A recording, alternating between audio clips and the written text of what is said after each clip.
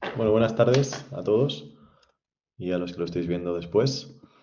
La idea de esta clase o de esta sesión es muy sencilla y es tratar de que los que no tengáis una idea de cómo o de incluso de qué es una startup, cómo montarla, tiene alguna salida dentro de o relacionada con el mundo de deporte, etcétera, etcétera, pues que tengáis una idea más clara de cómo funciona el mundo de las startups y los venture capitals y podáis incluso, o al menos valoréis la posibilidad de emprender. Creo que si me hacéis alguna pregunta lo voy a ver, de todas maneras. Es que ahora como cambio de pantalla, pero creo que lo veo. Entonces, la idea es que en cualquier momento hagáis una pregunta con lo que sea. Y entonces yo, a ver, prueba otra vez, por favor, David, a ver la pregunta, si la veo desde aquí ahora. Si puedes. Vale, la escucho. No la veo, pero la escucho. Vale, vale, guay. Gracias. Vale, perfecto. Entonces, en cualquier momento, por favor, con cualquier cosa o por si me embalo demasiado, me lo decís y pues explicamos más lo que haga falta. Entonces, lo primero es que tengáis un poco de contexto de quién soy yo y qué es lo que he hecho. Entonces, no me voy a enrollar mucho, pero sí que básicamente que sepáis que empecé haciendo economía, empecé trabajando en un banco francés, en Crédit Agricole, y luego de ahí me cambié a consultoría de banca, en Atos, que es una empresa pública, cotiza en la bolsa francesa. Y ahí luego me cambié a un departamento de innovación y desarrollo, donde en 4 años levantamos aproximadamente unos 150 millones de euros de capital público, con los que hicimos proyectos de innovación y desarrollo. El tema es que en un momento dado el uso del capital público me parece que no es tan eficiente como el uso del capital privado. Esto es una discusión aparte que daría para horas, pero en la que no me voy a meter porque no es interesante. Pero bueno, porque tengáis contexto. Entonces, viendo que el ciclo del capital público es un poco vicioso, lo dejé y empecé varias iniciativas, entre las que están, bueno, pues una iniciativa relacionada con composición de bandas sonoras, música en directo, sacamos álbums, exposiciones de arte, aparte otra que es la de la web de la cultura, donde hicimos una especie de magazine cultural que llegó a tener más de 1 millón de usuarios único al mes. Em, También Balcony TV, que es un proyecto que venía de Alemania, lo trajimos a España, se expandió a más de 23 países. Yo llevaba la coordinación de lo que se hacía con los cuarteles generales, digamos, en Nueva York. Era también música en directo. Y aparte hacía labores como de freelance para compañías pequeñas y para startups, ayudándoles con su desarrollo de negocio y con cómo levantar capital y cómo iniciar, digamos, el proyecto desde cero. En todo esto, cuando estaba con estos proyectos colgando, pues de la manera más aleatoria, en un café que tuve un día con un amigo de un amigo, me dijo, es que Telefónica tiene un puesto en las oficinas de San Francisco, que es que te iría increíble, no sé qué. Y claro, San Francisco siempre, pues mola, que alguien te diga, oh, sí, San Francisco, no sé qué.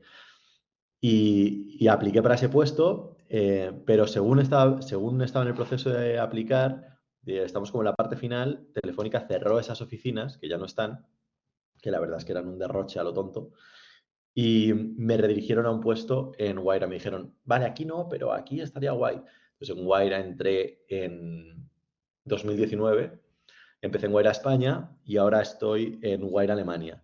Yo empecé en Wayra España ayudando a las startups a hacer más desarrollo de negocio con Telefónica y ahora estoy puramente solo en la parte de inversión en Wayra Alemania en Múnich. Por eso aquí no hay nada de luz ya y tengo que ponerme un foco aquí porque esto es un agujero. No, está bien la ciudad.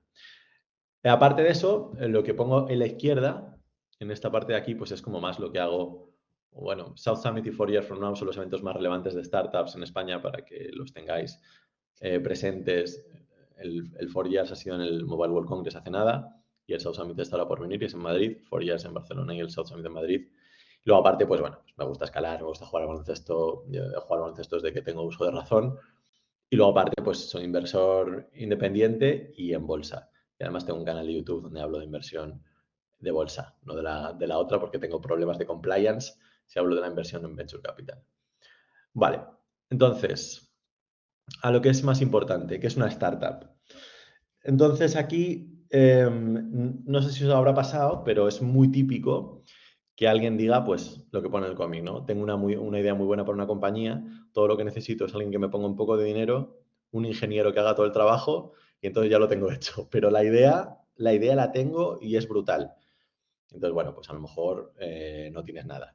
Entonces, lo que me gustaría preguntaros a alguno de vosotros es si tenéis alguna idea o qué tenéis en la cabeza por startup. Si alguno tiene alguna idea y quiere decir algo, puede levantar la mano, puede desmutearse directamente y decirlo. O puedo decir un nombres aleatorios. Si alguien se atreve,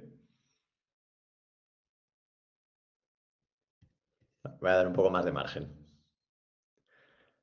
Una startup, esto es una cita mía, o sea, una startup es una empresa de reciente creación, es decir, que tenga por lo menos de 10 años, que tenga una base tecnológica y que busque un crecimiento exponencial. Y que a poder ser, ese crecimiento exponencial se base normalmente en capital externo para poder crecer lo más rápido posible.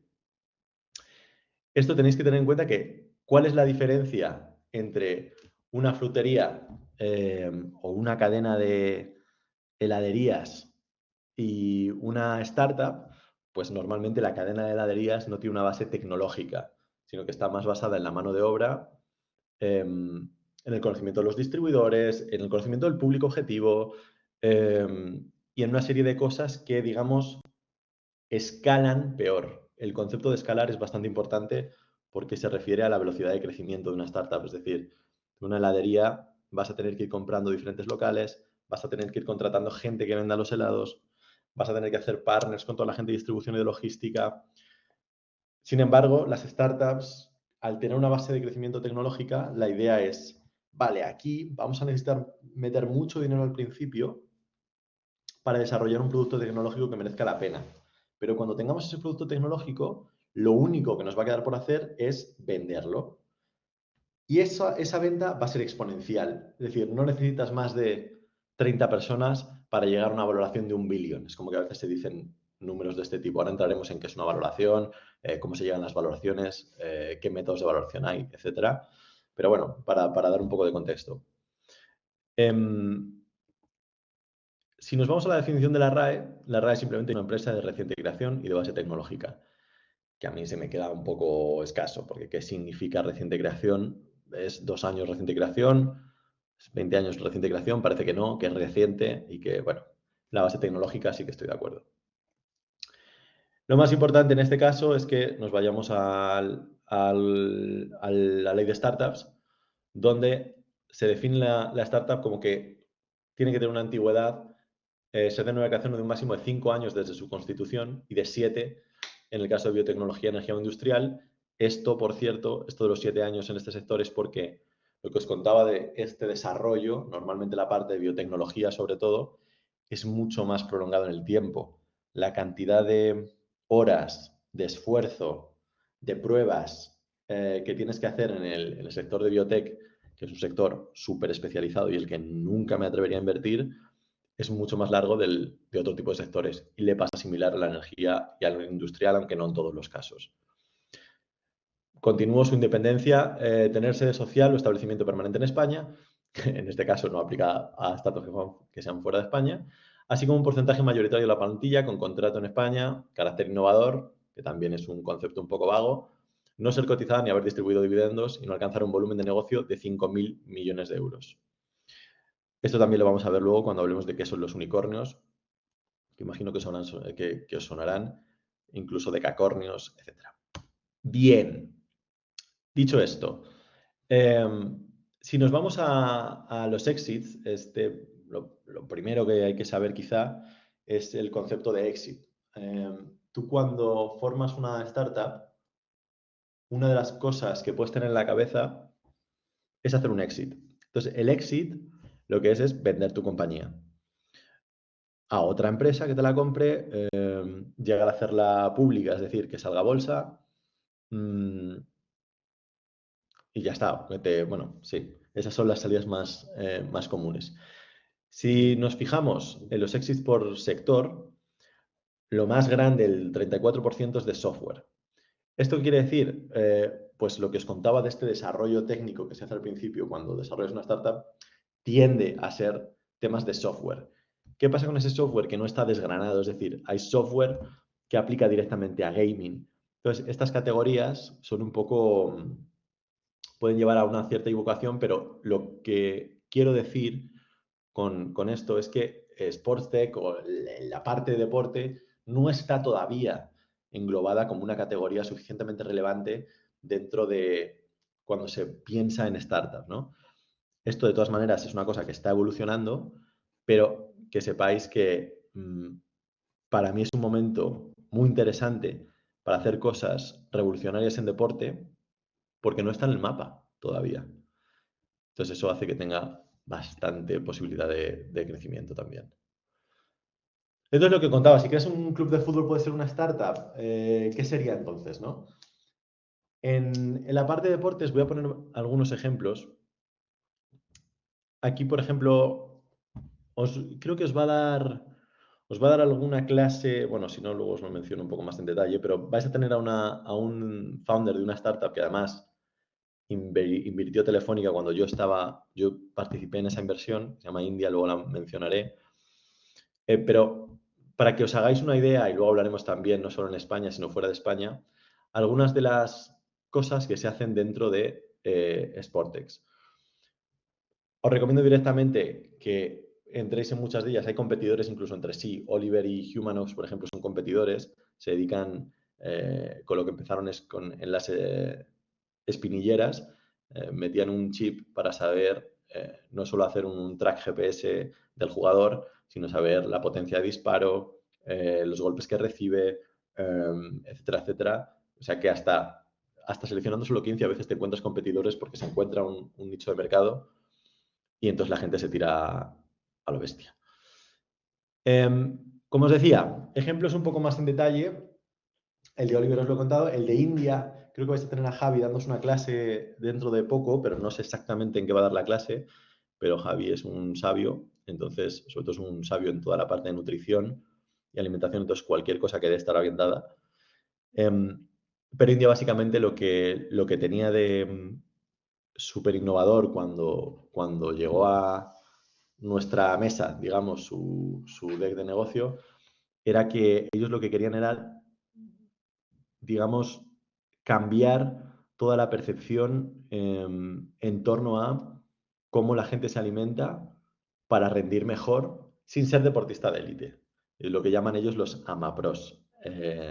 Vamos, yo creo que, no sé, pero si estáis haciendo este máster, me imagino que tendréis como mínimo gusto por el deporte y este concepto al menos podrá encajar bastante con vosotros. Y es como, vale, ¿cómo puedo rendir un poco más en mi deporte? ¿Qué debería comer? Pero no quiero hacer una dieta que sea aburrida. Javi siempre dice que no tienes tú que perseguir a la dieta, sino que la dieta te tiene que perseguir a ti. Y bueno, eso está bastante interesante. Luego Harvit, por ejemplo, que antes se llamaba DutyFit, luego pasó a llamarse Harvit, que luego lo mencionaré también en los ejemplos de valoración de compañías.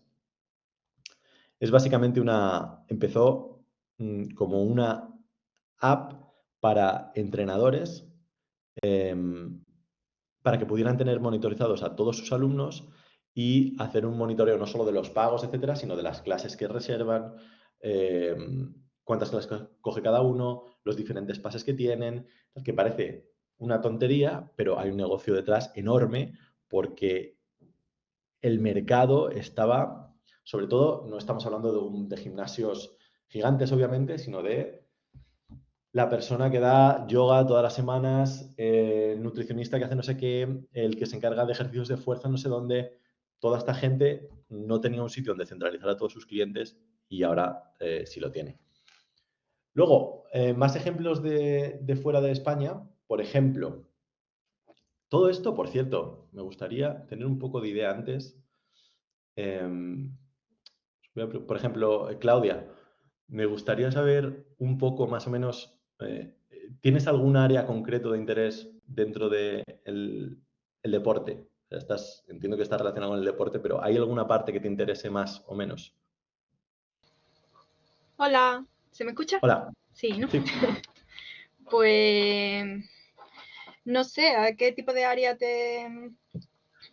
Por ejemplo, las otras tres que había contado, vale, ok, pero estas, la de 60, se encarga simplemente de alquileres de espacios de microgimnasios, donde Sí, tú, imagínate, si quieres dar, pues lo que digo, ejercicios de fuerza y se lo das a 4 personas, puedes alquilar este gimnasio que está equipado al completo, no lo tienes que hacer en ningún otro sitio, vas al gimnasio esas horas y lo tendrías para tu disposición. Y esta gente se encarga simplemente de gestionar las reservas del gimnasio. Pero puedes ir a otro sector diferente, tienes HackMotion de Letonia, que lo que se encarga es se pone un sensor aquí en esta parte, y entonces te optimizan el swing del golf. O sea, la idea es como, lo que quiero es como que tengáis una idea de la amplitud que puede tener eh, montar algo y emprender. O sea, que en cualquier campo en el que tengáis un gusto, digamos, podéis encontrar algo. O sea, por eso te preguntaba, pero porque me sales la primera en la lista, pero, sí. Bueno, pero pues vamos, no sé, ahora mismo de deporte no se me ocurre nada, pero en cuanto a, no sé, antes has dicho de energía, ¿no? Podía ser, ¿no? De energías renovables o demás, ¿no? De bueno, bioenergético o demás. a ver, Eh, de esos hay un montón también, claro. O sea, vamos, de esas, a ver, me he bueno, de centrado, deporte yo es que sería más del tipo como lo de los golfistas de datos técnicos, de ayudar a mejorar, pero o bien con maquinaria o analizando, ¿no? Es que soy claro, más técnica que vale. otra. Vale, vale, vale. ¿Hay alguno más de vosotros que tenga alguna idea que quiera compartir o algo de lo que queráis contar? Pablo, por ejemplo. A ver, yo por ejemplo, pues a mí me gustaría más centrarme en tema de baloncesto y, por ejemplo alguna inquietud que tengo es a nivel optimizar cargas de trabajo para prevenir lesiones, Mm, por ejemplo. buenísimo. O sea, Vale. todo tema físico, controlar entrenamientos de jugadores, eso, prevenir lesiones. Ese tema pues me podría encajar. Tampoco sé si hay algo ya, por ejemplo, en ese sentido en el mercado que... Mm.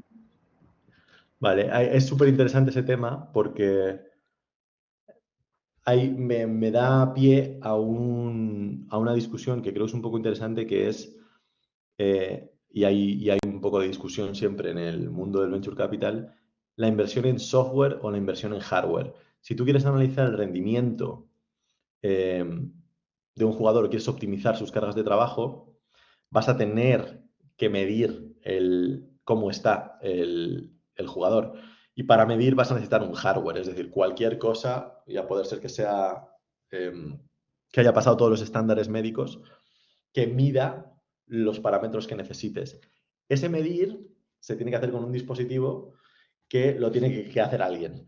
Y es curioso porque veréis que, si os interesa un poco el tema y tal, un montón de las startups que salen con nuevos negocios, nadie quiere hacer hardware porque el hardware tiene un pequeño estigma dentro del mundo del venture capital, porque al final tienes que hacer un desempeño de primeras, o sea, tienes que hacer un desembolso de primeras en un montón de cacharros que no sabes si al final vas a vender. Pero la optimización de cargas de trabajo, desde luego, mmm, que es un tema aparte súper interesante. Yo no caigo ahora. La única que se me puede asemejar un poco sería India, pero India no está tanto en la parte de, digamos, no sé si te referías más a una parte muscular, pero sí que está en la optimización de la nutrición. Qué tipo de comidas tienes que hacer para estar perfecto y que no se te gaste la pila a lo largo del día. Pero bueno, bien, interesante, interesante. O sea, os iré preguntando de todas maneras algunas cosas. Vale, quería, antes de seguir, una serie de conceptos que creo que son bastante importantes, con mínimo tres. O sea, quiero dar pocas cosas, pero que se os queden claras. La dilución, la valoración pre-money y la valoración post-money. ¿Esto qué es? ¿Alguno tiene una idea, antes de nada, de qué es esto? ¿Alguno conocéis un poco el sector o habéis visto algún tipo de, incluso algún tipo de inversión como Business Angel? David, Ni idea. No, no, no, nada, cero. idea. Jorge, Oriol. Entiendo que no hay. No. Yo por mi parte tampoco, no lo conozco. Vale. Genial, genial. Vale, pues voy a intentar explicarlo lo más claro posible. Cualquier cosa, me levantáis la mano, por favor, y me preguntáis. De hecho, puedo hacer un pequeño cambio, porque imaginad, vamos a hacer una especie de ejercicio juntos, ¿no? Estamos haciendo, por seguir el ejemplo de Pablo, hemos desarrollado una especie de software, vamos a decir, que se alimenta de una serie de dispositivos, desde el reloj hasta cualquier tipo de potenciómetro, las zapatillas, lo que sea, que sepas que estés captando información de los jugadores. Y tenemos un software que básicamente te optimiza las cargas de trabajo para que el deportista rinda al máximo. Bien. Si ahora los que estamos aquí, Claudia, David, Germán, Jorge, Oriol, Pablo, Óscar y yo, montamos una startup y decimos, a ver, tenemos un montón de conocimientos diversos, cada uno somos buenos en una cosa, vamos a hacer este desarrollo para la optimización de cargas de trabajo. Entonces, Pablo y Óscar se van a dedicar de la captación de clubs. Oriol y Jorge se van a dedicar de la captación de deportistas. Germán se va a dedicar de toda la parte financiera, David y Claudia al desarrollo tecnológico y yo me voy a dedicar a hacer Excel, ¿vale? Con los números. Entonces, nos ponemos a trabajar todos, imaginaos, a tiempo completo y ya hacemos una cosa que la llamamos, ¿cómo la queréis llamar? Pablo, ya que eras tú el que tenías la idea, ¿cómo llamamos a esta startup? ¿Se os ocurre algún nombre para optimizar cargas de trabajo? Bueno, no lo sé, la verdad. Trabajín, venga, trabajín, nos da igual. Trabajín, venga, trabajín, pum. Entonces, hacemos la compañía, nos ponemos a trabajar y de repente estamos 8 personas trabajando a tiempo completo en esto. Necesitamos comer, seguramente. Necesitamos pagar un donde vivir. Tenemos que pagar ciertas facturas. Y entre todos hemos puesto una determinada cantidad de dinero.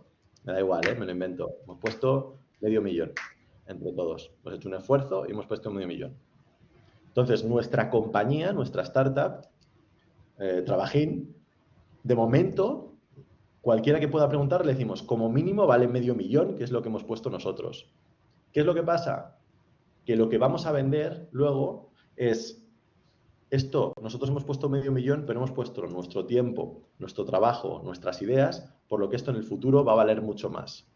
Entonces, imaginaos que nos pasamos desarrollando Trabajín, porque va a ser un software increíble, y nos pasamos hablando con clubs, con deportistas, etcétera, 2 años. Entonces, en esos 2 años, los 500,000 que nosotros pusimos de dinero se han evaporado. Ya no quedan. Y a lo mejor vamos a pensar que nos los hemos fumado el primer año, ¿vale? Esos 500,000 euros. Entonces decimos, ahora, pero si ya llevamos un año de trabajo, Trabajín es una idea increíble y queremos seguir haciéndola. Ahí es cuando vamos a pedir dinero. Y cuando vayamos a pedir dinero a alguien, luego hablaremos de diferentes formas, podemos ir, uno de los caminos para sacar dinero es ir a un venture capital, es decir, gente que se dedica profesionalmente, como es mi caso, a financiar compañías. Entonces, cuando vamos a financiar una compañía, cuando nosotros necesitamos el dinero, tenemos que ir a hacer lo que se llama pitchear, que es simplemente contar tu proyecto a diferentes VCs. Y entonces el VC te va a decir, vale, pero ¿cuánto habéis vendido hasta ahora? No, 0, todavía no tenemos el proyecto desarrollado.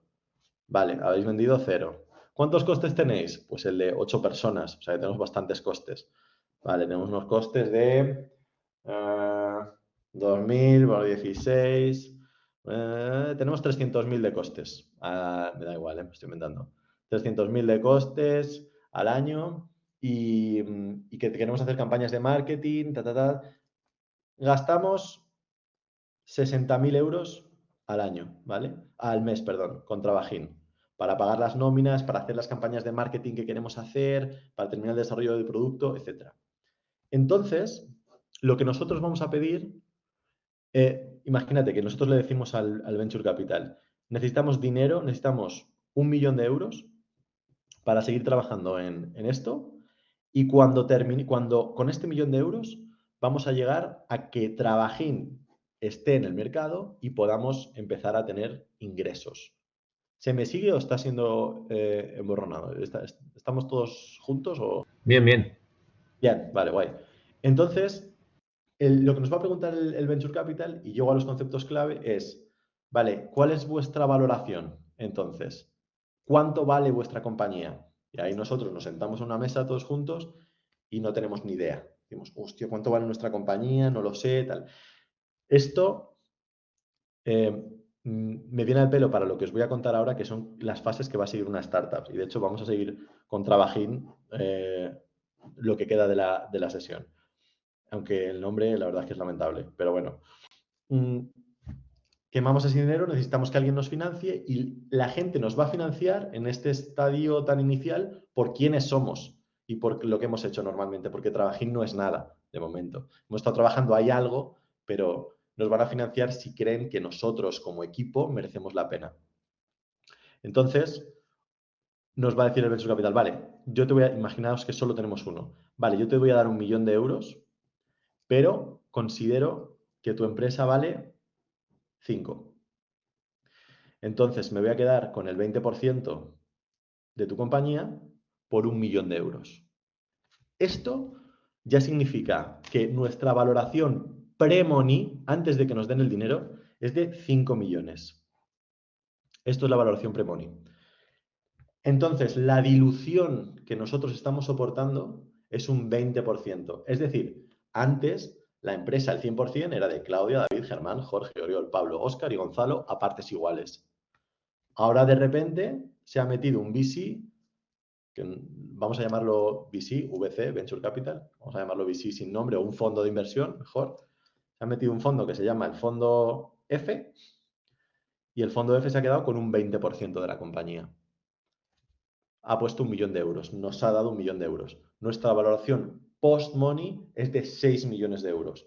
5 millones que valía la compañía, más 1 millón de euros extra. Esta es nuestra valoración post-money. Y repito, la dilución es lo que nosotros nos hemos diluido, porque me parece además que en español es una palabra que es muy obvia. Tú tenías todo este paquetito y de repente se ha metido alguien y te lo ha hecho más pequeñito. Te ha dado dinero, pero te ha quitado el paquete grande. Esa es la dilución, ¿vale? Son los 3 conceptos muy clave. Y me viene perfecto porque hago el enganche con lo que son las fases de una startup al principio. Entonces, cuando nosotros nos hemos juntado todos y queremos hacer este trabajín, volvemos para atrás, ¿vale? Porque pues, quería que entendieras esos conceptos, pero ahora nos hemos juntado todos, hemos querido sacar esto y normalmente vamos a hacer una primera ronda que se llama, comúnmente se le conoce como la ronda FFF. ¿Alguien sabe de qué viene FFF? Si no conocéis el sector es difícil. Pero viene de Friends, Family and Fools. Es decir, amigos, familia y tontos.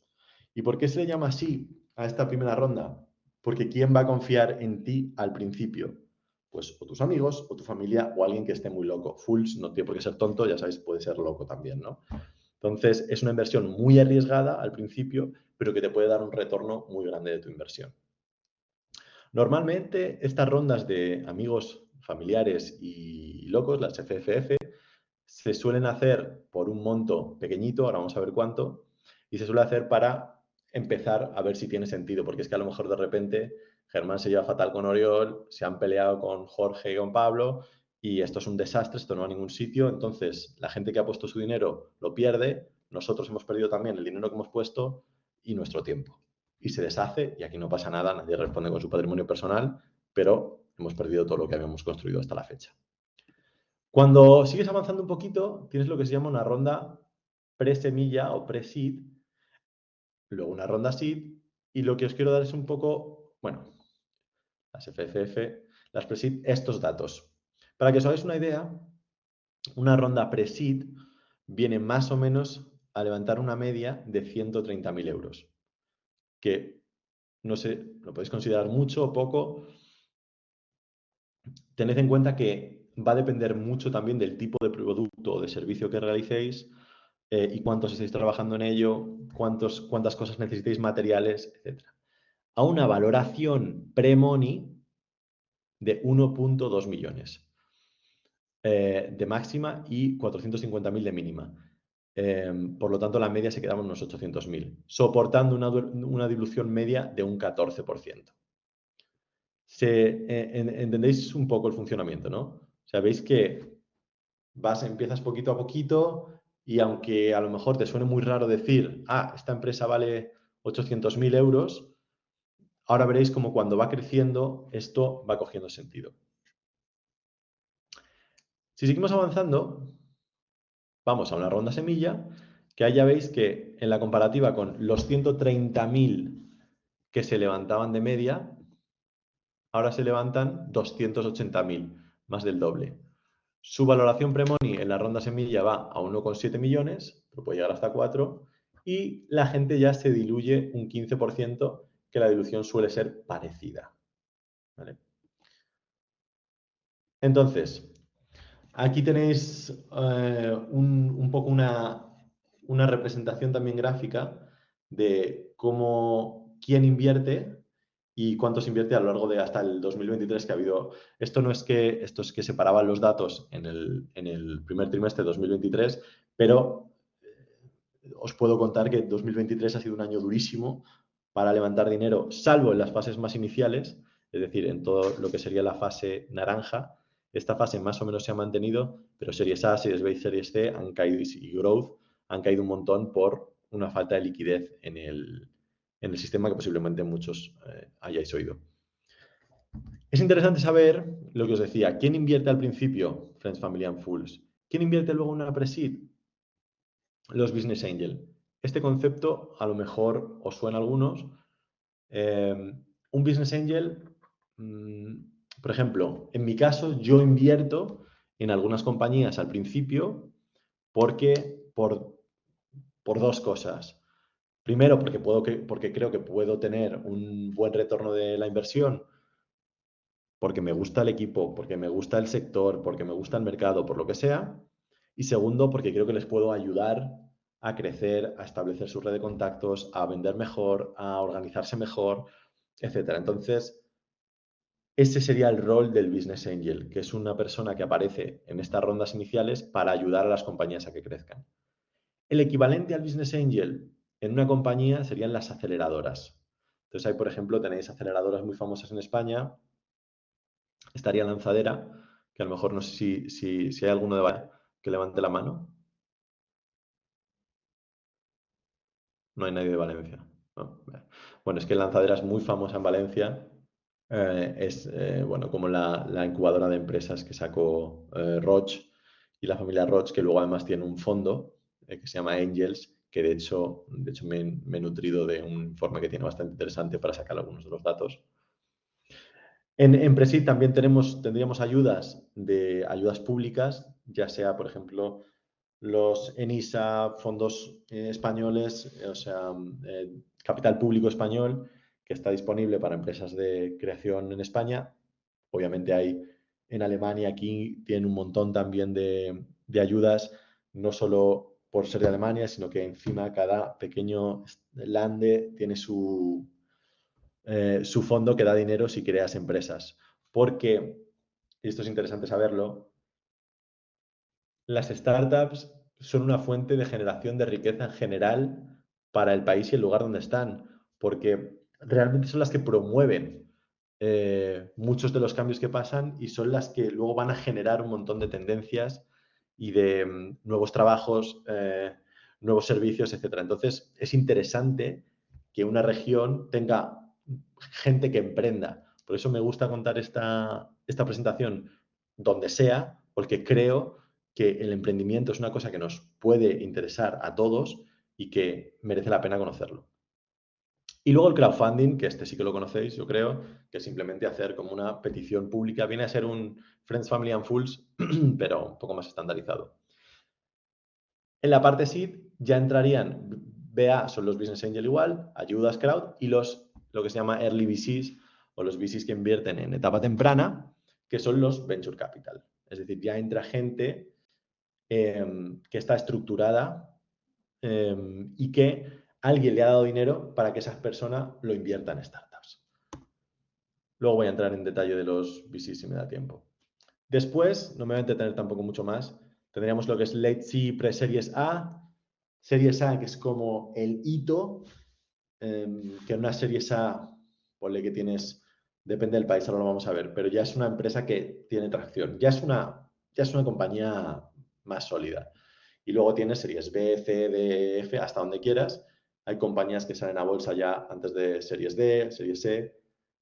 Esto depende un poco de la necesidad de capital que tengan, cómo creen que lo va a valorar el público, cómo lo está valorando el mercado privado, etcétera.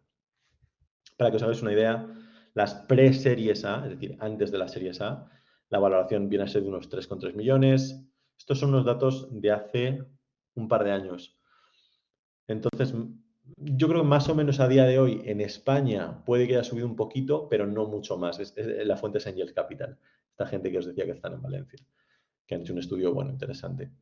Y la dilución, un 20%, un poquito más que las rondas anteriores, pero ahora veréis el esquema general. Series A, el personal va a estar dedicado con un equipo multidisciplinar desde el momento en el que levante la ronda. Esto es muy importante, el producto tiene que estar validado por el mercado, porque Trabajín, lo que decíamos antes, de momento no está validado por nadie. Es una idea que nosotros creemos que puede tener tracción, pero no sabemos si nos lo va a comprar alguien, ni por qué ni cuándo. Entonces, cuando ya estás en una serie esa, ya sabes de qué va la historia, ya sabes por qué te quieren y por qué no. Por lo tanto, tienes una facturación recurrente y lo que buscarías es seguir creciendo para tener más dinero. En una serie A, pues eso, se puede levantar entre 2 y 10 millones de capital y hay una variación por países. España es la que más o menos os he contado. Estados Unidos e Israel normalmente suelen tener unas rondas súper infladas. La misma compañía, teniendo las oficinas en Madrid o teniendo las oficinas en Nueva York, puede tener una diferencia de 1 por 2 o por 3. Es decir, si esa compañía en España tiene una pre-money de 5 millones, en Estados Unidos puede tener una pre-money de 10 o de 15 y en Israel parecido. Y luego tienes el ejemplo de empresas muy buenas en países que tienen problemas con la moneda, como es Argentina, que de repente las tienes por la mitad o por un tercio de lo que está en España. Por cierto, ¿todos los de esta clase sois de España o hay alguien de fuera? ¿Podéis levantar la mano los que seáis de España? Por curiosidad, por saber quién es. Vale, todos menos Germán. Germán también, vale, o sea que sois todos de España, vale, genial, para tener una idea. Pues bueno, os imagináis, nosotros también hemos invertido con Wayra en compañías en Argentina y la diferencia es que es brutal, por eso muchas compañías argentinas se quieren venir a vender a Europa y entran por España porque las van a valorar mejor, igual que las españolas se quieren ir a Estados Unidos. Sin embargo, como esto no es una cosa que sé yo solo, sino que lo sabe todo el mundo, si vas al mercado más caro, vas a tener mucha más competencia también. Vale, no voy a entrar porque solo quiero que os quedéis de esta slide. Vais a tener de todas maneras las diapositivas. Esto está grabado, entonces, y me podéis escribir por LinkedIn, o sea que, o por donde sea, no os preocupéis. Pero de esta slide solo los puentes, es que hay veces en las que te quedas sin dinero y no es todo tan simple como lo estoy contando, de haces un pre-seed, levantas no sé cuánto, te diluyes un 15%, haces otro, ya tienes el producto, tal. Eso es como la teoría. La teoría nunca se cumple. Ya, al final esto es tremendamente caótico y cada empresa sale por un sitio diferente. Esa es parte de la gracia también. Y hay veces en las que, tú imagínate lo que estamos diciendo con Trabajín. Estamos haciendo Trabajín, nos ha invertido este VC que decíamos, el fondo F, 1 millón, y estamos en el año 2 y hemos llegado un poco tarde porque no hemos podido hacer el desarrollo del todo, pero resulta que ya tenemos todos los partnerships, tenemos los equipos contratados, hemos hecho un trabajo de la leche, todo el mundo está alineado, todo está perfecto, pero hemos tenido unos retrasos y tal, y entonces no podemos salir en el mes 24, sino que tenemos que salir con la venta, con toda la campaña de marketing, etcétera, mes 28. ¿Qué pasa? Que tenemos la caja a cero casi, pero no queremos diluirnos. Repito, si voy con algo que no entendéis, por favor, preguntadme, ¿eh? No queremos diluirnos mucho. Entonces hacemos una ronda puente, un bridge. Y es como, vale, necesito un poquito más de pasta porque voy a llegar ya a esta campaña y entonces ahí sí que voy a empezar a traccionar, ya voy a tener beneficios porque voy a empezar a tener dinero y ahí ya se me va a valorar diferente. Esto lo entenderéis mejor de todas maneras cuando lleguemos a la parte de valoración. Pero eso es lo más importante que quiero que os quedéis de esta slide. Y de esta, lo que más me interesa que os quedéis es esto, el múltiplo. ¿Esto qué significa? Que debido a el riesgo que se está corriendo en cada una de las fases, lo que alguien que vaya a invertir en nuestras startups al principio va a esperar un retorno de 1 por 10. Es decir, que si yo meto 10.000 euros, estoy esperando sacar 100.000. ¿Cuál es? Y esto lo podéis entender, ¿no? Según va reduciendo el riesgo, la recompensa va siendo un poco menor. Por lo tanto, al principio esperas a tener un por 10, pero luego según va subiendo y la empresa es más sólida, tu riesgo se reduce y por tanto tu recompensa también. ¿Cuál es la clave de esto? La clave es que al principio los business angel corren mucho riesgo, pero tienen que intentar diversificar su cartera para que, por ejemplo, si tienen 100.000 euros de inversión, no metan esos 100.000 en una sola empresa, sino que normalmente prefieren hacer 10 tickets de 10.000 porque con una sola empresa que te haga este por 10, has recuperado todo el resto del dinero. Si 2 ya te van bien, empiezas a ganar. Es un poco la jugada, ¿vale? Que esto lo hacen tanto los business angel como los venture capital. Es un poco se llama spray and pray, ¿no? Spray and pray. Es decir, cuantos más mejor y a ver por dónde salta la liebre. Los private equity ya son como más serios, tienen un estudio analítico muy pormenorizado, es más parecido a lo que es el análisis de acciones en el mercado cotizado, digamos. Vale. Lo que os decía antes del exit, siempre hay que tenerlo en la cabeza cuando estás empezando algo porque en cualquier momento puede llegar alguien, comprarte y mi opinión es que siempre tienes que estar dispuesto para vender. Si en algún momento a Trabajín, cuando hemos puesto nosotros 500.000, nos han dado 1.000.000 de euros, llega alguien, nos dice, yo compro Trabajín, tú le dices, vale, mi valoración post-money son 6 millones, te la vendo por 12. No, 8. Bueno, pues a lo mejor interesa vender la compañía por 8 millones, distribuirnos el dinero y hacer otra cosa. Normalmente no se venden fases tan iniciales, pero sí que he visto casos en los que digamos que el mercado está muy fragmentado, entonces llega una empresa, simplemente compra otras porque bien quiere crecer o bien simplemente se quiere quitar competidores. Hay una cosa interesante que es el cambio de término. A veces habéis escuchado posiblemente scale-up, un poquito menos que startups. Digamos que el problema con la palabra startup es que está muy manoseada. Ha habido tanta gente que ha hablado de startups en los medios, en la prensa, etcétera, que ya nadie sabe qué es. De hecho, por probar una pequeña encuesta, levantad la mano los que hasta ahora tenéis un concepto diferente de lo que... No, perdón, vamos a empezar por el principio. ¿Cuántos teníais un concepto determinado de startup de lo que sea? ¿Cuántos os sonaba, aunque sea el concepto de startup? Levantad la mano. Bien, genial, casi a todos os sonaba. Perfecto, vale. Y ahora, ¿a cuántos, digamos que os ha cambiado un poco el concepto con lo que habéis visto? Igual no, igual es lo que teníais en la cabeza, pero levantad la mano los que os haya cambiado el concepto. Vale, vale. Óscar, por ejemplo, ¿me puedes decir exactamente cuál es lo que te ha cambiado de concepto? Bueno, yo creo que he visto que hay mayor complejidad de la idea inicial que yo tenía, básicamente. Porque te puedes contar un poco, o sea, ¿qué tenías la típica idea de Steve Jobs en un garaje o tal, o era otro rollo? Sí, a ver, que era pues que no había tantas fases o sí que era pues un proceso en el que tú o un grupo de personas tienen una idea, empiezan a trabajar sobre ella, llega un momento en el que alguien puede, o sea, que puedes llegar a conseguir capital fuera de alguna manera, principalmente por la vía de crowdfunding era lo que conocía y ya está, no iba más para allá. Vale, genial. Vale. Esto es normal, o sea, es habitual. Por eso es como que la gente se ha puesto un poco fina y ha dicho, vale, pues startup es solo al principio, luego lo vamos a llamar scale-up. Scale-up es cuando ya ha pasado las series A y está en series B o series C, series D. IPO es Initial Public Offering, cuando salen a bolsa, ¿vale? Entonces, solo porque es curioso cómo las tendencias y las noticias cambian la percepción que tienes de algo y la gente empieza a ponerles nombre, pero vamos, scale-up sigue siendo lo mismo. Dime, Germán. Una pregunta, todas estas fases series, más o menos ¿de cuánto tiempo estamos hablando? Muy buena pregunta, de hecho, porque lo tenía que haber dicho quizá antes.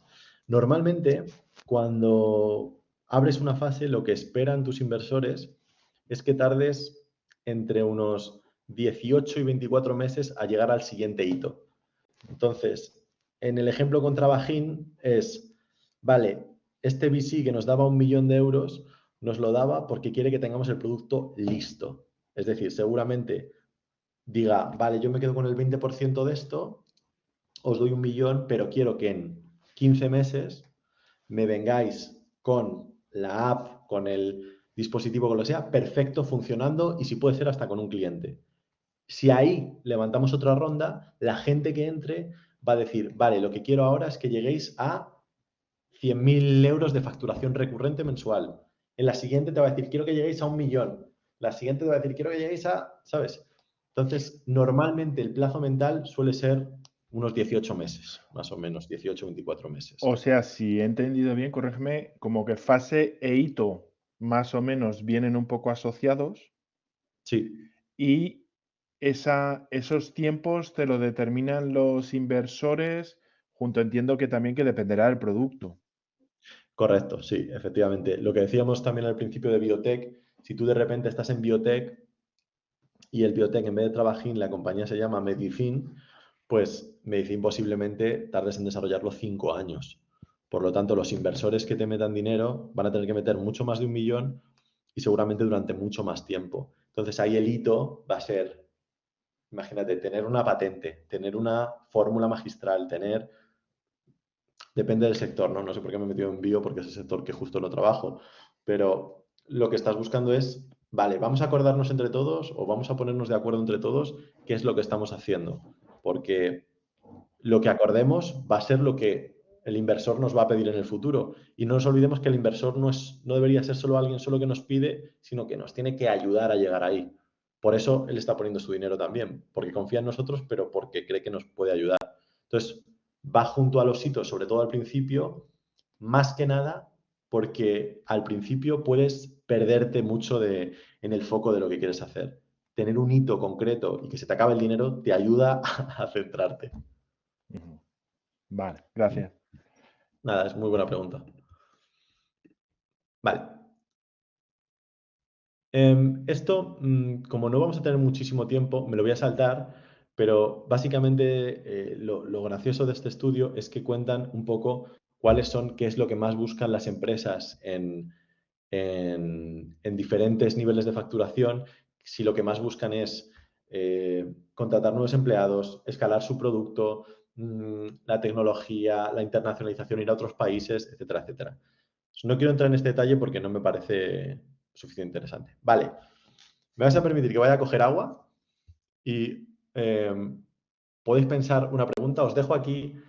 Sequoia es uno de los fondos de inversión, posiblemente es el fondo de inversión número 1 a nivel global.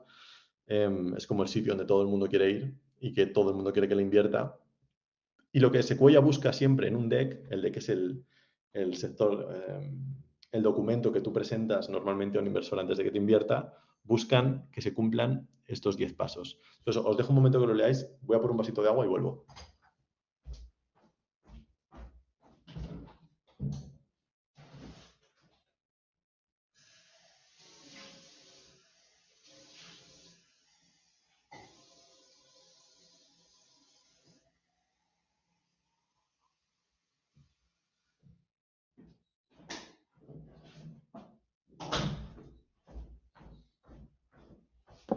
Vale. Bueno, veis que normalmente el proceso que se sigue es que tú al principio cuentas cuál es el propósito de la compañía, qué problema trata de solventar, cómo lo vamos a resolver, por qué se va a hacer ahora, cuál es el tamaño de mercado, qué competencia hay, cómo es tu producto, cómo es tu modelo de negocio, quiénes lo hacen y cuáles son tus números y tu detalle financiero. ¿Alguna duda de esto? No, ok. Esto es bastante directo. Aunque a mí, por cierto, lo que más me gusta normalmente cuando veo una presentación y lo que recomiendo siempre son como 3 preguntas. Lo primero es ¿quién eres tú? Lo segundo es ¿por qué te has metido a hacer esto? Y lo tercero es ¿qué tienes tú que no tengan los demás? Si consigues hacer una historia convincente con estos 3 puntos, de hecho, si me tengo que quedar con una cosa para que recordéis de esta clase es esta. Si vais a hacer algo, pensad, ¿quiénes sois vosotros? ¿Por qué os vais a meter a hacer eso? ¿Y qué tenéis vosotros o qué sabéis vosotros que el resto no sabe para hacerlo? Si os quedáis con esto cuando vayáis a emprender y tenéis una respuesta clara, incluso emocional, que también conecte con la gente y que vosotros os creáis, tenéis hecho el 70% del trabajo. Vale, seguimos. Bueno, los unicornios. ¿Alguien sabe lo que es unicornio? ¿Algún unicornio que no sea el animal de fantasía o lo había escuchado en el entorno de las startups antes? Yo lo escuché de Playtomic, que es la aplicación esta para jugar a pádel. Justo. Muy buen ejemplo de puta madre. Sí, uy, perdón, no se puede decir tacos, ¿no? En una cosa, vale. Muy buen ejemplo, Pablo, efectivamente. Playtomic es un ejemplo de unicornio. ¿Y qué es un unicornio? Un unicornio es una compañía que vale más de 1.000 millones y que no ha salido a bolsa todavía, es decir, que se mantiene privada. A nivel de octubre de 2002 había más de 1.200 unicornios a nivel mundial, para que os hagáis una idea. De todas maneras, entre la devaluación de las monedas, en concreto del dólar, en los últimos años, el término unicornio viene desde hace muchos años, se han llegado a acuñar otros 2 términos que sí que son un poco más liosos o que a lo mejor no habéis escuchado, que es decacornio y hectocornio. Decacornio es que tiene una valoración de más de 10.000 millones, pero se os puede venir a la cabeza gente como Epic Games o Discord incluso, o Stripe, Ceronis de aquí creo que tiene la base en Alemania. Y luego hectocornio es ya pues una barbaridad. ByteDance, que es la gente que hace TikTok, SpaceX, Shane, etc. Esto es casi un detalle, ¿vale? Unicornios en España os lo dejo por ahí para que echéis un ojo luego. La perspectiva mundial de los diferentes sectores en los que han salido los unicornios. Como veis, tened en cuenta siempre que cuando pones software puede ser un poco engañoso, ¿vale? Porque toda la gente se guía por esto, pero puede que sea software dentro del mundo de finanzas y sin embargo sea catalogado como software. Como veis, de todas maneras, deportes como tal no viene porque puede ser que a veces lo metan en Science and Engineering incluso, te lo pueden meter también en Data and Analytics, lo pueden meter en Other. Entonces, el deporte todavía es un sector que está por disrumpir todavía. Vale, y entonces, el trabajillo que estamos haciendo con Trabajín es saber cuánto varía la compañía, ¿no? Y por qué no somos nosotros un unicornio todavía. Ahí vamos a ver varios diferentes modelos de valoración. El más típico es el de los múltiplos, pero va a variar también por sectores y va a variar los tipos de métrica que se pida, por dilución, como hemos contado antes, método Berkus, que casi no se utiliza, pero os lo dejaré puesto, y el descuento de flujo de caja libre, que eso ya nos estaríamos metiendo en una empresa que tiene un flujo de caja constante, es decir, que son empresas más grandes. Yendo al detalle, empresas comparables, por ejemplo, Cubic es una empresa en la que lo pongo de ejemplo porque la conozco de primera mano porque soy inversor en la empresa a nivel privado. Entonces, Cubic al principio, cuando estaba levantando sus primeras rondas de financiación, de hecho creo que merece la pena que ponga el ejemplo. Cubic al principio eran 3 personas, 3 amigos, J, Jonas y Toño, que querían hacer algo juntos y que creían que ellos habían puesto en práctica algo que habían hecho siempre desde pequeños y que nunca habían conseguido, digamos, hacerlo de una manera limpia, y era compartir. Entonces ellos tres, por ejemplo, tienen una casa en Lanzarote, y ya pues, es una gente normal, ¿eh? Una casa en Lanzarote, una casa en la Sierra, en Madrid, tienen una caravana brutal para irse por ahí de viaje. ¿Y qué más tenían los desgraciados? No me acuerdo, pero tienen varias cosas que lo que hacen es que las comparten entre ellos. Entonces, básicamente es un pago compartido de algo, ¿no? Y luego se lo van turnando, o se distribuyen el tiempo, como sea. Y tienen backgrounds completamente diferentes. Toño venía de la parte más de diseño, J viene de la parte más venía de hacer películas, incluso director de cine y promos y marketing con compañías pues, desde Mercedes hasta Adidas, pasando por videoclips de música de cualquiera que os podáis imaginar. Y Jonás venía más de la parte técnica. De hecho, hizo su propia compañía de inteligencia artificial que ha vendido, de hecho, hace 1 año y medio. Es curioso, empezó su empresa de inteligencia artificial hace 15 años y la ha vendido ahora aprovechando además todo el tirón que tiene la inteligencia artificial. Lo que quiero que os quedéis de esto. Cuando ellos dicen, vale, yo voy a hacer mi empresa que va a ser de pagos compartidos. Toño se va a encargar del diseño porque es lo que ha hecho siempre. J va a ser el CEO porque siempre se ha encargado de gestionar grupos de gente muy diversa. Y Jonás se va a encargar de la parte de desarrollo. Vale, parece que tiene sentido. Entonces se ponen a trabajar en ello y en un momento dado dicen, necesitamos comer, lo que decíamos antes. Vale, vamos a levantar una ronda. ¿Cuánto vale nuestra compañía? Y entonces empiezan a decir, pues no sé cuánto vale, no sabemos cómo valorarla y aquí lo que os quería enseñar, a ver, es que dicen, bueno, pues vamos a ver, hay una compañía que se llama Pulpo, que hacía una cosa parecida en ese momento, esto es en 2021 cuando ellos empezaron, y que ha levantado una ronda de 550.000 euros. Vale.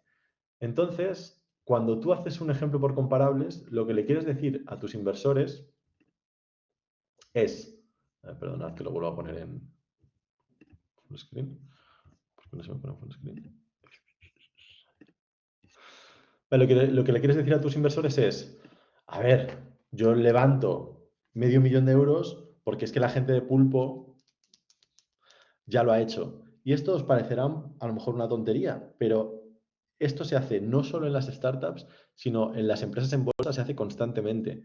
Tú vas, por ejemplo, a Apple, ahora creo que está un poquito cara, pero por ejemplo no sé si está por 30 veces beneficios aproximadamente, no lo recuerdo bien. Y entonces la gente dice, Apple está por 30 veces beneficios, es una empresa muy buena, va a crecer mucho, no sé qué. Esto es lo que la gente piensa, vale, pues Microsoft debería estar más o menos a por 30. Ah, vale, pues si no eres una compañía de estas, igual tienes que estar un por 25 o un por 20. Y esto es literalmente decir, estos que hacen. Eso es un método de valoración que se utiliza constantemente, ¿vale? Que es empresas comparables. Obviamente, cuanto más comparable, mejor. Es decir, la gente de Pulpo lo que hacía era también pagos compartidos, pero ellos creo recordar que lo hacían para suscripciones a Spotify, a Netflix, a cualquier tipo de servicio que requiriera una suscripción. Cubic era más amplio y había empezado con regalos. Pero bueno, buscas una empresa comparable, buscas alguna métrica que se pueda compartir y que se pueda comparar contigo y dices, esto se ha levantado, yo levanto también. Otro método de valoración es por dilución, que esto es lo que os he contado antes en el ejemplo de Trabajín y que lo que os contaba con las fases. Vale, nosotros sabemos que queremos hacer algo, este fondo F quiere meter 1 millón, yo no me quiero diluir más de un 20%. De hecho, me querría diluir incluso un 15%, un poco menos, pero bueno. ¿Por qué? Porque tú lo que le tienes que contar al inversor es, oye, si yo me diluyo ahora un 20 y luego me vuelvo a diluir otro 20 en la siguiente ronda, porque otra ronda voy a necesitar seguro, y luego me vuelvo a diluir otra 20, va a llegar un momento en el que llega la serie A, si os recordáis que es cuando empieza, digamos, la mandanga buena, en el que mis fundadores y la gente que está trabajando para mí no va a tener un incentivo suficientemente grande como para seguir trabajando, digamos, como para seguir trabajando a full, porque esto es una cosa que no os lo he contado, pero normalmente los trabajadores y los founders y el CEO, etcétera, de las compañías tienen poco sueldo, pero trabajan porque tienen un incentivo muy grande en acciones. Tienen gran parte de la propiedad de esa compañía esperando que un día se venda y entonces ahí sí pegas el palo y te haces millonario. Esa es como la idea, ¿vale? La idea detrás. Entonces, la dilución, lo que tienes que decir es, bueno, yo no puedo hacer ningún múltiplo de esto, pero sé que voy a necesitar para desarrollar el dispositivo y la app de Trabajín, etcétera, etcétera, voy a necesitar 18 meses. Ahí tendremos nuestro primer prototipo en el mercado y nuestro primer cliente. De ahí nos va a costar llegar a los primeros 10 clubs, porque vamos a empezar por clubs, otro año. Entonces son otros 12 meses mínimo. Y ahí ya vamos a tener 5 clubs al principio, ponle. Entonces con esto pretendemos llegar a una facturación de, pues le vamos a cobrar 10.000 a cada club por mes. Entonces son 120.000 al año, tenemos 5 clubs, unos 600.000 al año. Ahí ya vamos a tener 600.000 de ARR. Este concepto es muy importante. ARR, Annual Recurrent Revenue. Se utiliza muchísimo. Vale, con 600.000 ya podemos ir. Todo este plan que parece un imposible, hay que hacerlo. Y lo tienes que tener en la cabeza. Aunque luego no se cumpla, porque es como tu estrella del norte, ¿no? Tu sitio por donde te tienes que guiar. Y hay veces que cuando no lo puedes hacer por otro tipo de cosas, lo haces por dilución. Entonces, si tengo que hacer este desarrollo durante 18 meses, esta venta durante 12 para llegar a estos 600.000 de ARR, quiero llegar aquí con mínimo un 50% de la compañía. Por lo tanto, no puedo hacer 3 rondas en las que me diluya hasta un 40, porque entonces pierdo el control de mi compañía. ¿Vale? ¿Se entiende, no? ¿Se entiende? Ok. Y luego tenemos la parte de múltiplos de ventas, lo que os contaba, ARR, MRR es otro concepto muy importante que es Monthly Recurrent Revenue. El EBITDA es Earnings Before Interest, Taxes, Depreciation and Amortization. Lo digo en inglés porque es como se suele decir siempre. La gente habla, aunque hablamos en español, de ARR, MRR o EBITDA directamente. Entonces, en el caso de Harbit, que es la empresa que os mencionaba antes, son un equipazo. Primero se llamaban Dudifit y luego se cambiaron el nombre a Harbit. Fijaos que la noticia del referente de mayo del 2022, Dudifit cierra una ronda de inversión por 2,5 millones de euros. 2 años más tarde, 18 de enero de 2024, Harbit levanta 5 millones para ayudar a profesionales del fitness. Esta es una empresa que yo la conozco bien porque no la llegamos a invertir, pero estuvimos muy cerca de invertirla. Van a tener que ir levantando cada vez más dinero para poder cada vez mantener un crecimiento más grande. De hecho, hasta valoraciones, de hecho, si queréis, os recomiendo escuchar el caso de Factorial, que Factorial además tiene un programa muy interesante de inversión y de startups y de venture capital desde hace años. Os lo recomiendo escuchar, se llama ITNIC el programa, tiene un montón de capítulos, pero si vais ITNIC Factorial, podéis escuchar una historia de cómo queman dinero. Este concepto es muy interesante. Quemar dinero significa que estás creciendo, pero porque el dinero que te entra lo estás metiendo en la locomotora para seguir a toda leche creciendo. Y ese crecimiento a veces lo justificas con múltiplos de ventas, ARR, MRR, etc. ¿Cuál es el más común? EBITDA obviamente no es común porque fijaos que significa Earnings Before, Interest, Taxes, Depreciation. Esos son más los de Private Equity, si os recordáis, como los serios, analíticos y tal. Lo que se suele hacer en startups mucho más es MRR y ARR. En el caso que os decía, que decíamos que Trabajín estábamos 18 meses para el primer piloto y 12 meses para tener los 5 primeros clubs que nos den 600.000 euros, viene un punto muy curioso, porque hay un múltiplo general estandarizado en la cabeza de la gente que es un por 10. ¿Esto qué significa? Que si tú estás vendiendo 600.000 de ARR, te aplico un por 10 y esto se queda en 6 millones de valoración. ¿Alguien ve cuál es el problema de esto con el camino que hemos seguido? ¿Alguien se da cuenta rápidamente de qué es lo perverso de esto? Es un concepto muy fino, ¿eh? O sea, no es fácil darse cuenta. os dejo unos segundillos para que penséis por qué el hecho de que se aplique un múltiplo sobre tus ventas de repente, entonces tienes 600.000 euros de ventas recurrente anual y tu compañía vale 6 millones. ¿Por qué esto es un poco perverso? ¿Se os viene a la cabeza?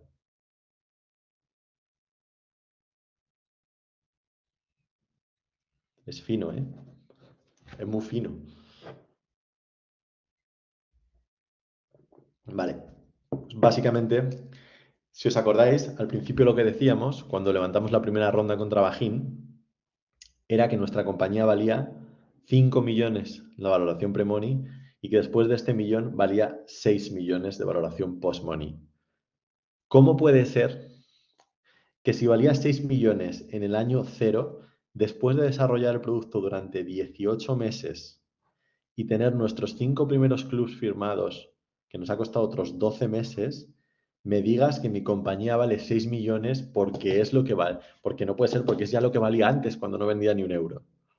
Entonces, aquí es cuando viene el punto más fino y interesante, o bueno, de los más interesantes para una startup, que es cuando empieza a facturar y de repente le miden por estos múltiplos.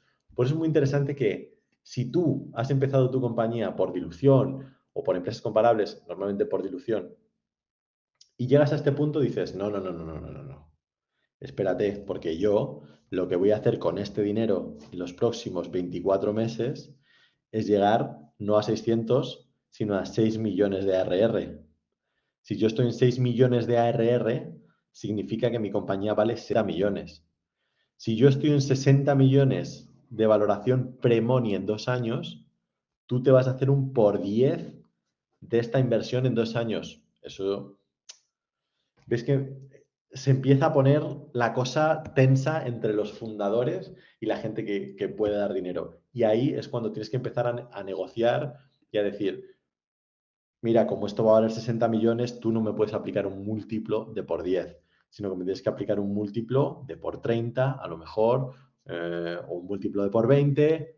Se puede discutir. Los fundadores siempre van a decir, tenemos un múltiplo más alto, los inversores siempre van a intentar bajar un poquito ese múltiplo. Esto es lo de los múltiplos, que es el más utilizado y que veis que tiene sus pequeños trucos. ¿Vale? El caso de India, que como digo, Javi os va a dar una clase dentro de poco, si no recuerdo mal, era B2C, es decir, hay dos modelos principales para venta. B2B y B2C. Luego tenés también venta al Estado o al ente público, que es otro, pero generalmente se suele hablar de B2B, Business to Business, o B2C, Business to Consumer.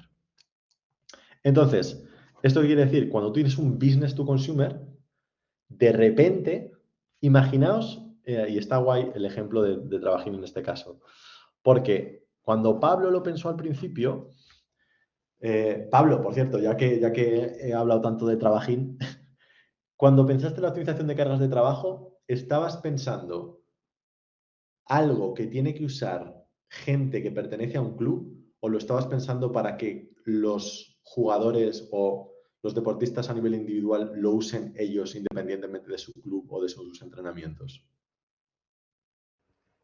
Yo lo pensaba más a nivel de club o a nivel de persona preparadora de deportistas. Pero bueno, entiendo que pues lo puedes llevar a un servicio que le puedes dar a una persona amateur, entre comillas, y que quiera utilizar la herramienta, sí.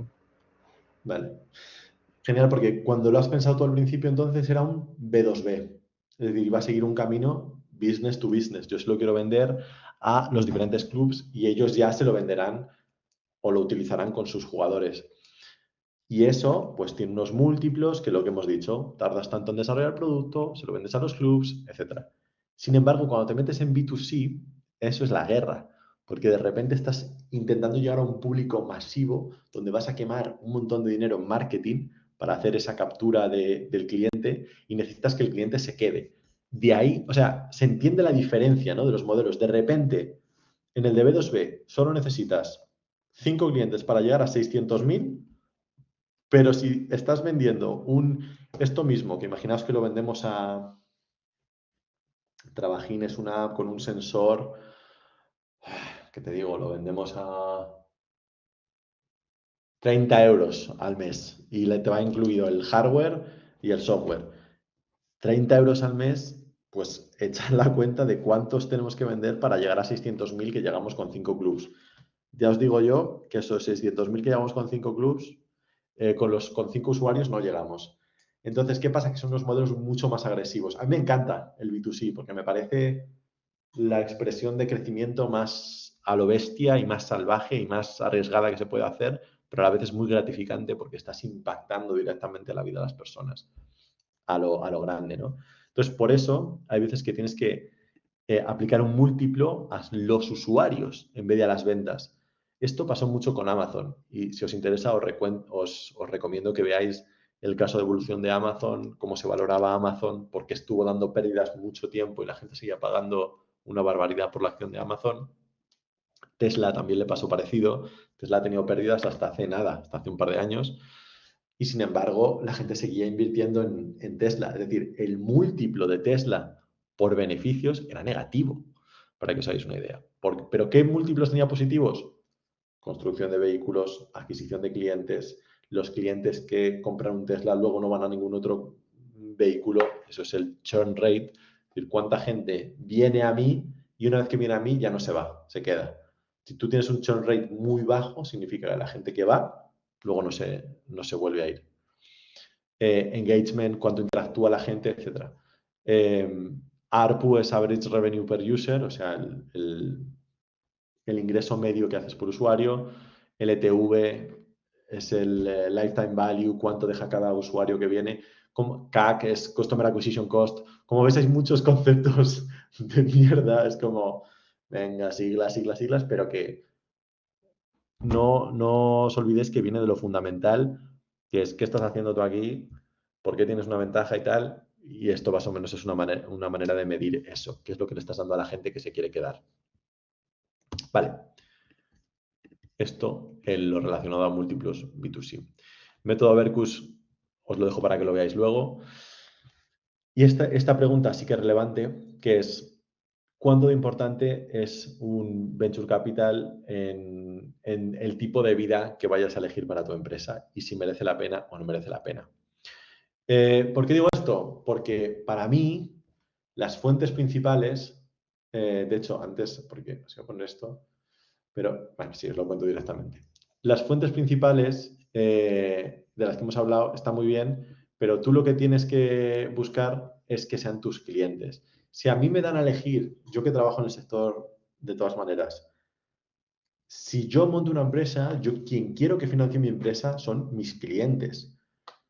Pero hay veces en las que no puedes. Y no puedes porque Trabajín lleva un desarrollo muy grande para luego llegar a muchos clientes. Vale, ok, a lo mejor necesitamos Venture Capital. Pero no podéis olvidar que el Venture Capital, pongo aquí un caballito porque es una carrera.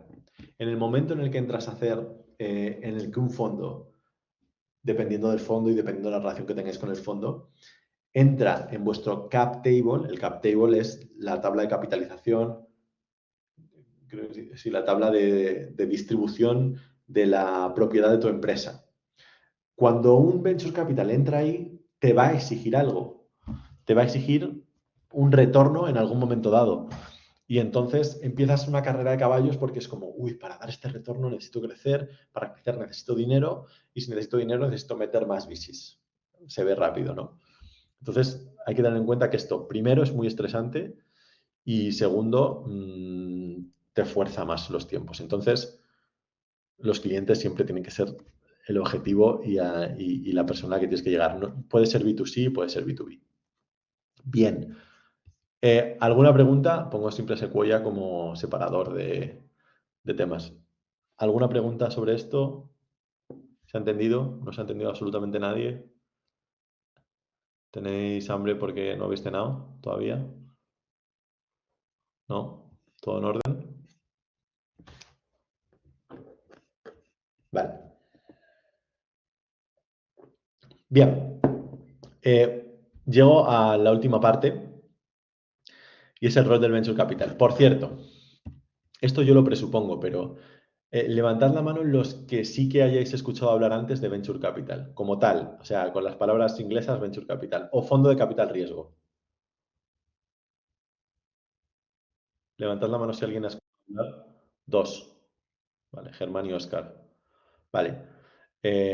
Óscar, por ejemplo, ¿qué idea tenías más o menos de un fondo de capital riesgo? Sea la que sea. Bueno, a ver, pues que son empresas privadas que aportan, o sea, que ponen una participación económica en otras empresas o negocios en general pues para para conseguir luego un retorno económico Sí. por ello. ¿Y tenías una buena imagen, tenías una mala imagen, tenías una imagen neutra? Yo creo que, a ver, ni neutra, sí, ni buena ni mala. Neutra. Vale. Vale. Germán, levantaste también la mano, Sí, no, para mí la foto lo representa totalmente. ¿verdad? Es que Sí, me más en encanta. otro ámbito, no en el de startups y tecnológicos, lo conocía por Fondo Capital Riesgo, se lo digo mucho a mi mujer. Vale. Y para el ámbito hipotecario y de Claro, es que refinanciación, aquí sí ahí que lo se he oído mezcla. mucho. Y ahí, pues me quedo con la foto. Vale, vale, claro. Aquí sí que se mezclan buenos pajarracos. Ya si metemos el mundo del real estate, o sea, del mercado inmobiliario, ahí sí que se. Vale, está guay que tengamos los dos ejemplos, digamos el más neutro y el de la foto, porque generalmente cuando cuento esto suele ser más bien el de la foto. De hecho, por eso antes ponía, no solo ponía Darth Vader, sino ponía más alternativas. He dejado a Darth Vader porque normalmente se relaciona con eso. Entonces yo puedo defender los dos roles, pero obviamente voy a defender el de la parte positiva ahora mismo, porque no solo porque es a lo que me dedico yo, sino porque realmente creo que puede tener ese impacto. Si pensáis en las compañías más grandes que hay hasta la fecha, Apple, Google, Microsoft, Amazon, Netflix, estas compañías han sido financiadas en algún momento dado por un venture capital. Y ese venture capital no tenía por qué estar no tenía por qué querer, digamos, matar a alguien o espachurrar a alguien o apretar a alguien, sino al revés. Para mí, el buen venture capital lo que tiene que conseguir es una situación, la famosa win-win, de situación ganar-ganar para todo el mundo, que es, vale, yo no vengo aquí a explotarte y a que tú me des un trabajo y una rentabilidad mientras yo me quedo así mirando y riéndome de cómo trabajas, sino que voy a intentar poner todos los recursos a mi disposición para ayudarte a llegar a ese objetivo. Y ahí, por eso, el caso de Sequoia lo pongo mucho, aunque Sequoia tiene unos fallos también garrafales a lo largo de su historia, pero tenéis que pensar que volvemos al ejemplo de Trabajín.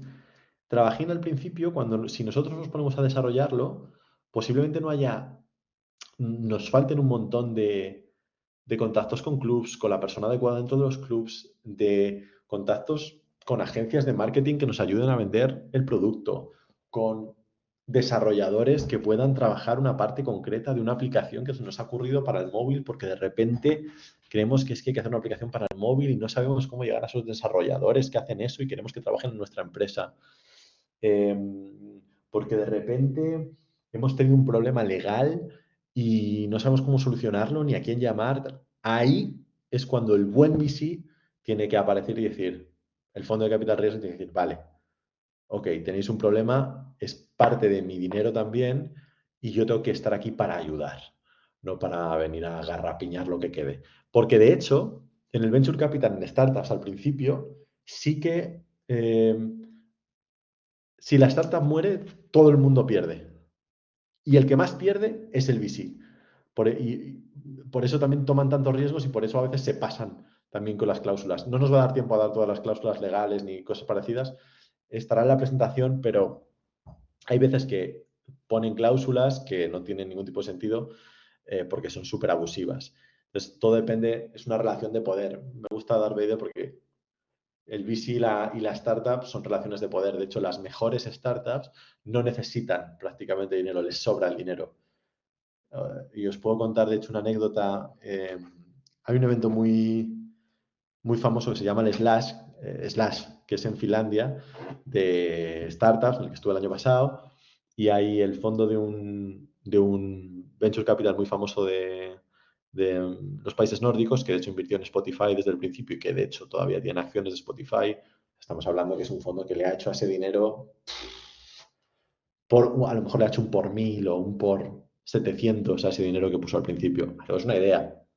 O sea, 10.000 y no pusieron 10.000 euros, pusieron mucho más. Entonces esa gente se ha hecho rica gracias a Spotify.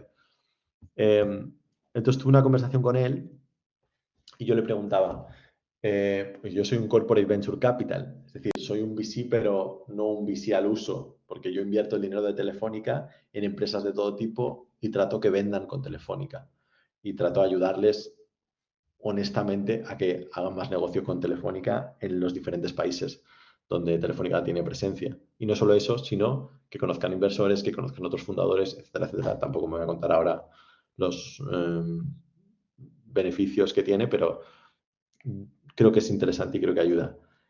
Entonces, él me vino y me dijo, porque yo necesito a VCs que lideren rondas con mucho dinero para yo poner un cachito, porque yo solo quiero poner un cachito, no me mata el retorno financiero, porque como Corporate Venture Capital yo lo que busco es que la compañía crezca y que haga negocio conmigo. Entonces me dijo, no llevaba máscara, pero prácticamente, vamos a ver, yo invierto en 3, 4 compañías al año. Si encuentro una buena compañía, quiero quedarme con todo de la compañía. No quiero que te quedes con nada. Entonces, no te voy a pasar nunca una compañía. Entonces, bueno, pues hay algunos que, bueno, pero está en su derecho de decir, oye, yo ahora estoy forrado, lo peté con Spotify, he hecho todas estas cosas y si encuentro una buena compañía me la voy a quedar yo. Pero seguramente luego él también tenga que ayudar a su compañía a crecer, aunque normalmente esa mentalidad tan egoísta ya denota que muy de compartir no es y por tanto todo el mundo tendría que estar precavido con eso. Vale, conceptos para no olvidar en esta parte: dilución, valoración, pre-money, post-money, que ya lo sabemos, y relacionado con VCs, los LPs y los GPs, que normalmente se dice así, LPs, GPs, normalmente suelen decirlo con las siglas en inglés, LPs, GPs. ¿A qué se dedica esta gente? Los GPs son los General Partners, que son la gente que gestiona el fondo. Y los LPs, que es una cosa de la que no hemos hablado hasta ahora, son los Limited Partners, es la gente que pone el dinero. Por lo tanto, esta es la gente que se va a llevar más retorno se va a llevar el retorno de la inversión. Entonces, LPs y GPs, quedaos con eso. Yo creo que nos quedan 5 minutos ahora que me doy cuenta. Fran, no sé si... Fran, no sé si se quedó o no, pero creo que... Sí, tenemos flexibilidad, Gonzalo, lo que Vale. consideres oportuno. Vale. No, tampoco quiero dar una chapa mortal, pero... Creo que está siendo bastante interesante, por lo menos para mí, y me parece que para el resto también, porque estamos aquí los mismos que estamos desde el principio, o sea que esa es muy buena señal, Gonzalo. Bueno, me alegro. No te he metido en trabajín, Fran, te has quedado sin parte de la empresa. Y lo sé, te meto antes, pero... Yo superviso, Bueno, no te preocupes. estás como LP del fondo que invierta en trabajín, por Eso ejemplo. es. Vale. ¿Qué es lo que busca un venture capital? Para que tengáis una idea, porque de lo que hemos hablado hasta ahora, lo hemos visto casi todo desde el punto de vista de la startup, de cómo hacemos una compañía. Pero es importante que si en algún momento hacéis una startup, os decidís a invertir, os decidís a hacer cualquier tipo de emprendimiento, etcétera, penséis en el que está al otro lado. Entonces, ¿por qué esta persona me va a dar dinero? ¿Qué es lo que está buscando? Etcétera. ¿Qué es lo que busca un VC? Lo primero, un buen retorno de la inversión, Roy, un buen retorno de la inversión para sus LPs, para la gente que le ha puesto dinero. Y ahora os voy a poner un caso concreto. Minimizar el riesgo todo lo que se pueda. Es decir, si puedo invertir en esta compañía que seguro me va a dar una rentabilidad de 3, me quedo con una compañía que no lo sé, pero me puede dar una rentabilidad de 6. Esto que acabo de decir es una cosa que luego tiene unas implicaciones enormes a nivel macroeconómico general. Y voy a dar solo una pincelada, si queréis me preguntáis, pero si no lo voy a pasar porque esto es un campo que me interesa mucho, pero que creo que no aplica del todo a esto. El bono de Estados Unidos a 10 años, más o menos ahora está como en torno al 5%. ¿Esto qué significa? Que si yo quiero minimizar mi riesgo, yo puedo hacer una inversión en el bono estadounidense y comprar bonos al gobierno de Estados Unidos ahora. Entonces, si yo compro un 5%, ponga la cantidad que ponga, en 10 años yo voy a haber recaudado mi 5% anual de todo el dinero que ponga y al final de esos 10 años me vuelve mi capital inicial. Eso está libre de riesgo. No 100% libre de riesgo porque Estados Unidos se puede ir a la quiebra. Pero Estados Unidos se va a la quiebra, el mercado capitalista en el que vivimos posiblemente cambie, sea un cambio de paradigma general y haya otros problemas, no solo que no te has tenido tu 5% de rentabilidad, sino que hay algo más gordo pasando. Cuando tú gestionas un fondo a un nivel de inversión muy grande, como puede ser en empresas cotizadas, etcétera, tú te tienes que comparar con los bonos de Estados Unidos y dices, vale, esto es lo que mis inversores, mis LPs, podrían hacer sin mí. Por lo tanto, yo tengo que darles más de ese 5%, porque si no, no compensa que corran ese riesgo, ¿vale? Entonces, esto que es la comparativa con la tasa libre de riesgo, que normalmente se mide por el bono de Estados Unidos, es algo que tenéis que tener en la cabeza, porque un VC siempre va a estar buscando compararse con el producto equivalente que tenga menos riesgo, ¿vale? Esto igual es un concepto un poco complicado, pero es importante que se os quede en la cabeza y también creo que si os lleváis esto de la sesión, creo que también ha merecido la pena. Lo tercero que busca un VC es tener una buena historia, porque hay veces que no todos son retornos de la inversión, sino que hay historias de superación. Hay una historia muy famosa con el tío de Spot a Home en España. Si no recuerdo mal, creo que tenía una operación de vida o muerte. A ver, este tío está... Os recuerdo también que veáis os recomiendo que veáis alguna entrevista, pero es un tío que está absolutamente loco con su compañía. Pero antes de entrar prácticamente en la empresa, prácticamente estaba cerrando su ronda de inversión con todos los niveles que se lleva. Prácticamente iba en la camilla hablando, diciendo, bueno, pues hacemos esto y esto y esto y esto y esto, y si no me muero, esto y esto y esto y esto y esto, antes de entrar al quirófano. Hay historias de superación que merece la pena tener también porque eso... Los VCs, para no ser percibidos como Darth Vader, pues hay veces que necesitan dar un poco más de emoción a sus historias. Y lo otro que busca un VC es tener acceso a deal flow.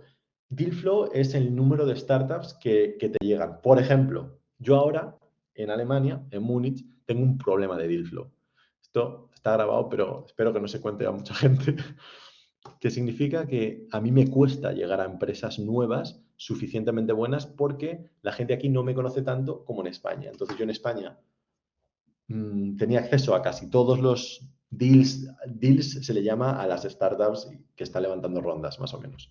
A todos los deals, pero aquí no me llegan porque no conozco a todo el mundo. Y no conocer es literalmente networking famoso que tanto se ha hecho meme, pero es que tienes que ir a los eventos, tienes que ir a las fiestas, tienes que ir a las comidas, tienes que ir a las cenas, porque tienes que ver y tienes que hablar con la gente. El siguiente que tengo es la semana que viene, me voy a Suiza, a St. Gallen, hay un evento que se llama Start Summit, lo podéis googlear, un evento súper interesante con un montón de startups interesantes, donde yo voy no solo a conocer startups, sino también a conocer venture capital distinto que me puedan decir en qué están invirtiendo y si puede haber alguna sinergia con lo que yo hago. Entonces, buen ROI para sus LPs, dinero, minimizar el riesgo, perder lo menos posible, tener buenas historias para que por lo menos si pierdas, que la historia sea creíble y que tengas una buena base de compañías, porque luego esa es otra, cuando una compañía crece y la vende, ese fundador o esos fundadores o esas fundadoras van a montar otra seguramente y tú quieres estar ahí desde el principio. ¿Vale? Es importante tener la perspectiva del VC. Aquí os pongo simplemente una... Bueno, no voy a entrar obviamente en detalle de ninguno, pero sería interesante las diferentes tesis de inversión. ¿Por qué hay venture capitals que son más interesantes que otros? ¿Qué hace un venture capital que un venture capital te quiera invertir y que no? ¿Qué hace que tú quieras que te invierta un venture capital sí y otro no? De hecho, este tema es un tema que me parece tan interesante que aquí en Alemania he empezado a hacer como un programa de entrevistas que se llama What's in Store Show, con Venture Capital de aquí para entender esa idiosincrasia, ¿no? Y cómo se posicionan ellos. Entonces, tú tienes a lo mejor un Venture Capital que lo que dice es, no, yo voy a invertir en empresas que se relacionen con comida y bebida. Y mis LPs son todas las cervecerías locales que hay en Alemania, o perdón, en la zona de Múnich, que son 150. Todas esas han puesto dinero en un fondo que se llama, no me acuerdo cómo se llama, pero es un fondo real que invierte en cosas para mejorar el sector. Ah, ok, pues Trabajín a ese fondo no tiene que ir, porque no tiene ningún sentido. Trabajín tendrá que ir a un fondo a poder ser en el que sus LPs sean, ¿quién podría ser? Por ejemplo, un LP, os lo dejo como pregunta abierta. ¿Quién podría ser un LP interesante? O es igual, creo que no es una pregunta tan compleja a lo mejor para no contestarla. ¿Quién podría ser un limited partner en un fondo que nosotros querríamos que invirtiera en la compañía de Trabajín? ¿Se os ocurre? No hay respuestas malas, ¿eh?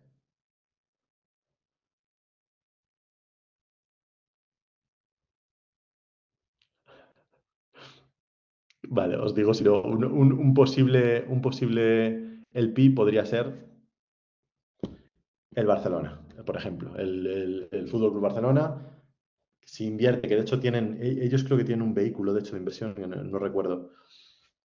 O si ellos invierten dinero en otro tipo de VCs, por ejemplo, si invierten dinero en Shift2 Ventures o en Inverready, nos interesaría que Inverready nos invirtiera a nosotros, porque luego sabemos que el Barcelona, como es el PI de Inverready, puede que quiera utilizar Trabajín, porque el Barcelona al hacer eso está trabajando también para su beneficio. ¿Se entiende este círculo virtuoso de la inversión, no? Vale. Creo que me voy a parar aquí con la rueda esta que os he hecho de la inversión, porque tengo muchas más cosas para contar, pero creo que os he dado bastante parte de lo que ve la startup, un poquito de lo que ve el VC. Me he pasado ya de la hora un poquito, aunque está más o menos perfecto. Pero si tenéis alguna pregunta, me lo podéis decir. Luego tenía por qué le daríais dinero a un VC, o sea, por qué seríais vosotros el PIS, etcétera. Pero vamos, que no hay ningún tipo de problema. Lo podríamos ver en cualquier otro momento y si no, creo que os lleváis lo suficiente como para que merezca la pena.